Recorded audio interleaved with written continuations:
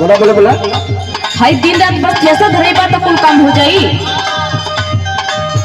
अरे तो थ्रेसर ना धरे ट्रैक्टरवा वाला भगा दे तो कहाँ से आई। और जगह पर कसवा भी लाइन लगैले है। रात भर सैया हमर बढ़े टेम्परेचर गर्मी होई।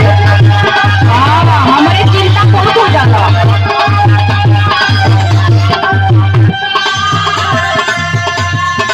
कूलर पे रहा, कूलर पे। रात भर सैया हमर बढ़े टेम्परेचर तू धरावेला थ्रेसर तू धरावेला थ्रेसर।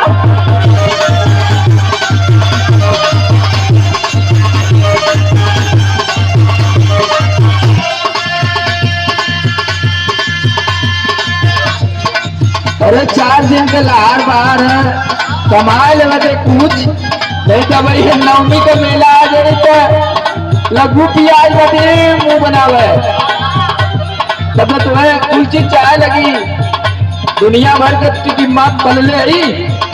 सुन सुनावा कैसे खानी पूरी रोज रोटियां बेलाई।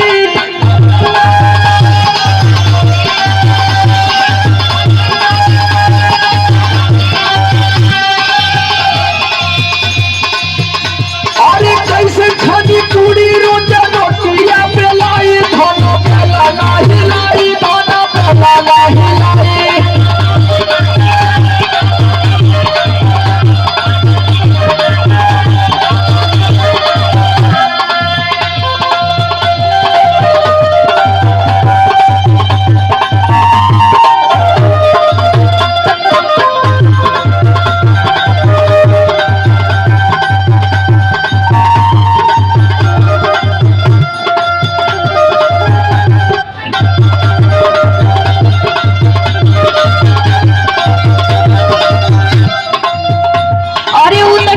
हमहू जाना तानी कि कमई बाना तो का खाइल जाई, लेकिन तनी घरों रहल जरूरी समझा।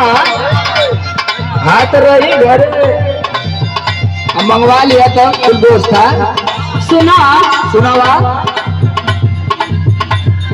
जहिया से चढ़ल बाटे चैत के महीना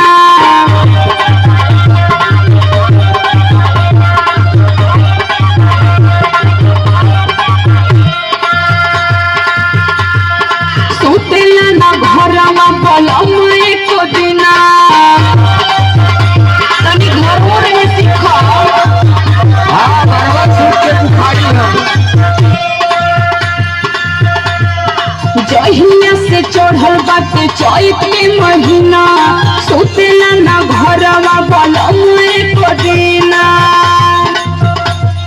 दाबी दाबी तकिया बिगोर जलने चार।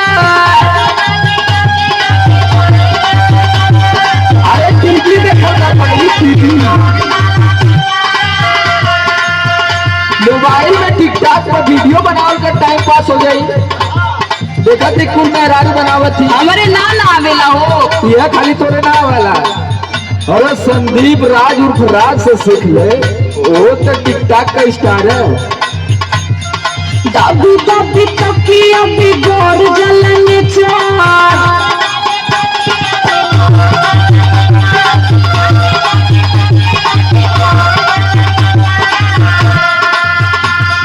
दाबी दाबी तकिया बिगोर जलने चार। तू धरावेला थ्रेसर तू धरावेला थ्रेसर।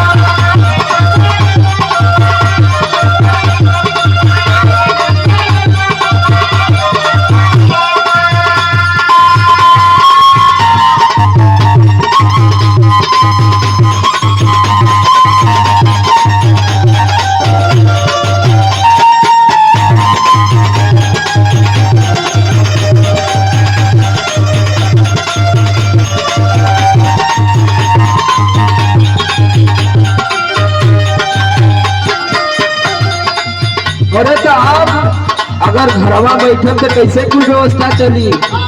हाँ वो तो है ये बा। तू खुद समझदार है, क्योंकि ये सब प्रेशर फ्रेशर ना लेवे चाहिए। का करी हो तो आज चिंता ना उठे लगेला। हाँ बड़ी चिंता वाली तू भले। घरवा में सूत जिंदा जब जब चाली